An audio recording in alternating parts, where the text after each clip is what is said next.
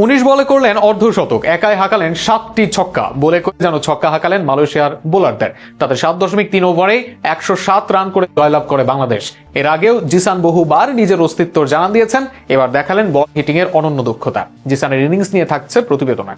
আগের ম্যাচে রান করতে পারেননি, সেখানে সমালোচনা ছিল বেশ। অনেকদিন ধরে জাতীয় দলের আশেপাশে নানা দলে খেলেছেন, পারফরমেন্সও করছেন কম বেশি। তবে জিসানের এক্সপ্লোসিভ রূপটার পূর্ণতা দেখা বাকি ছিল এতদিন। মালয়েশিয়ার সাথে সেটাই করলেন জিসান। মাত্র 19 বলে করলেন অর্ধশতক, 57 রান করলেন মাত্র 21 বলে। প্রথমে ব্যাট করে মালয়েশিয়া তোলে 105 রান। ছোট রান তারায় অনেকে সাবধানী হন, ধীরে ধীরে খেলেন। তবে জিসান আবরার জুটি করলো তার উল্টোটা। নিজেদের স্বভাবসুলভ খেলা থেকে সরলেন না একটুও। সেটির সফলতা পেতেও লাগেনি সময়। আবরার 8 বলে 4টি বাউন্ডারি হাঁকান, করে 23 রান। তবে পাওয়ার প্লেতে এরপর ঝড় তোলেন জিসান। পেস বা স্পিন সবখানে জিসান ছিলেন সাবলীল। একের পর এক বাউন্ডারি হাঁকাতে থাকেন। বিশেষ করে ছক্কায় ছিলেন বেশ পটু। স্পিনে সুইপ খেলেছেন, পুল করেছেন। আবার পেস বলে ফ্লিক, পুল করেছেন। কখনো মিড অন দিয়ে ছক্কা হাঁকিয়েছেন, আবার কখনো এক্সট্রা কভার বা ডিপ মিড উইকেট ব্যবহার করেছেন। বোলারদের কিছু বুঝে ওঠার আগেই করেন ম্যাচের সমাপ্তি।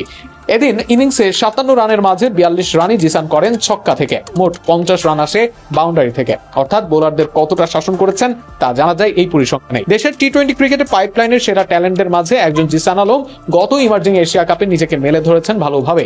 এনসিএল টি-20তে শতক আছে জিসানের। গত ওডিআই আসরের শতক হাঁকিয়ে হন ম্যাচ সেরা। জিসান যেদিন আক্রমণাত্মক ব্যাটিং করেন, সেদিন মুগ্ধ হয়ে চেয়ে থাকেন ভক্তরা। সেদিন একাই জিসান করে দিতে পারেন ম্যাচের পার্থক্য। জিসানের সবচেয়ে বড় শক্তি তার ভয়ডরহীন ব্যাটিং। ক্রিজে দাঁড়িয়ে পরিস্থিতি বুঝে নেওয়ার পরই বোলারের উপর চড়াও হতে পারেন তিনি। টি-20-র আধুনিক ক্রিকেটে এমন ব্যাটারদের গুরুত্ব অনেক। বিশেষ করে পাওয়ার প্লেতে দ্রুত রান তোলার ক্ষেত্রে জিসানের মতো ক্রিকেটার দলের জন্য বড় সম্পদ হতে পারেন। তবে সামনে পথটা এখনো অনেক লম্বা। ধারাবাহিকতা ধরে রাখাই হবে তার সবচেয়ে বড় চ্যালেঞ্জ। একটি দুর্দান্ত ইনিংসের পর আরো অনেক ম্যাচে নিজেকে প্রমাণ করতে হবে। সুযোগ পেলে জাতীয় দলের মঞ্চেও দেখাতে হবে একই আগ্রাসন। কারণ প্রতিভার কমতি নেই জিসানের। এখন প্রয়োজন সেই প্রতিভাকে নিয়মিত পারফরমেন্সে রূপ দেওয়া। সেদিন হয়তো বাংলাদেশের ক্রিকেটে দেখা যাবে নতুন এক টি-20 সুপারস্টারের